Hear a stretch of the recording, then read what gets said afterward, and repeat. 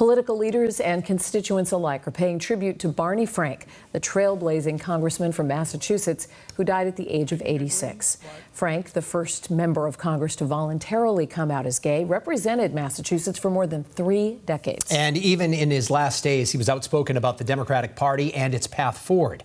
WBZ's Aaron Parsegian is live for us at the State House tonight with more on his life. Aaron?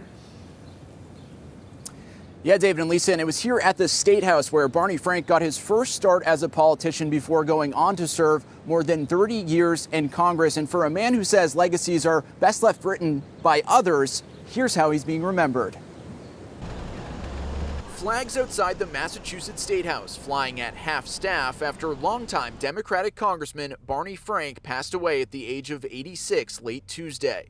One of the advantages to me of not running for office is I don't even have to pretend to try to be nice to people I don't like. It's that sense of humor, intelligence, and combativeness that defined Frank's 3 decades in Congress and his ability to win election after election in his greater Boston district. If Barney Frank believed in a cause, you could count on him to pursue it aggressively, without fear, without apology. While in D.C., Frank spearheaded significant financial reforms following the subprime mortgage crisis, and perhaps most notably was a trailblazer for gay rights. In 1987, he became the first member of Congress to voluntarily come out as gay, following a scandal that many at the time believed would be career-ending. Barney Frank's constituents, whatever they might have thought of him personally or his personal lifestyle choices, appreciated and respected the hard work that he put in. State Senator Julian Cyr is one of 10 openly LGBTQ members in the Massachusetts legislature. Born the year before Frank publicly came out, the ex-congressman campaigned for Cyr when he ran for office in 2016. What Barney did, I think, is really, showed how you could authentically serve as an out person. Frank remained an active political voice after leaving office and up until he went into hospice care in Agunquit, Maine last month.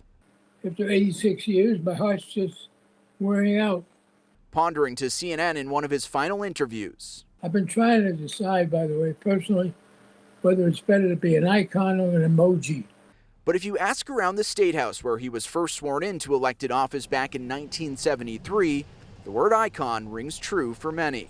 It takes a singularly, unique person willing to kind of push the envelope and change things. And, Barney did that. And Frank is survived by his husband and 3 siblings. I had a chance to speak with one of his sisters who lives here locally. She was too sad to go on camera, but said she loved her brother and will miss him dearly. Live in Boston, Aaron Parsegian, WBZ News.